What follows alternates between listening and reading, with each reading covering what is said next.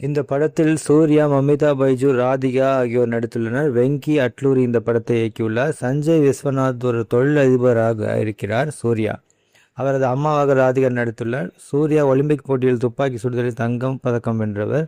எந்த ஒரு உறவோ பொருளோ உடைந்தால் அதை சரி செய்ய முயற்சிக்க வேண்டும், முடியாத பட்சத்தில் இன்னொன்றை தேட வேண்டும் என்று தந்தை சொன்னதை இவர் கடைபிடித்து வருகிறார். ஆனால் சூர்யாவுக்கு திருமண உறவின் மீது பெரிய அபிப்பிராயம் இல்லை. ராதிகா இவருக்கு கல்யாணம் செய்ய எவ்வளவோ முயற்சி செய்தும் எந்த பலனும் இல்லை. இருப்பினும் ஜான் பிரான்சிஸ்கோவை சேர்ந்த ஒரு மருத்துவ பெண்மணியிடம் தொலைபேசியில் பேசி பழகுகிறார் சூர்யா. பிறகு ஒரு வருடம் கழித்து சென்னை வந்து இறங்குகிறார் ஒரு பையனோடு. அந்த பையனுக்கு ஒரு அரிதான உடல்நல குறைபாடு இருக்கிறது. அப்பொழுது 22 வயதான மமிதா பைஜு வருகிறார். மமிதா பைஜு யார்? அந்த குழந்தை யாருடைய குழந்தை? அந்த குழந்தையின் பிரச்சனை சரியானதா என்பதே இந்த படத்தின் கதை.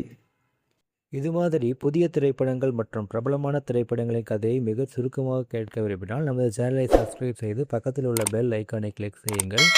இந்த படத்தை காண வேண்டுமென்றால் கமெண்ட்ஸில் சொல்லுங்கள். இது போன்ற வேறு ஏதாவது திரைப்படங்கள் உங்களுக்கு கதை வேண்டுமானாலும் கமெண்ட்ஸில் சொல்லுங்கள். நன்றி.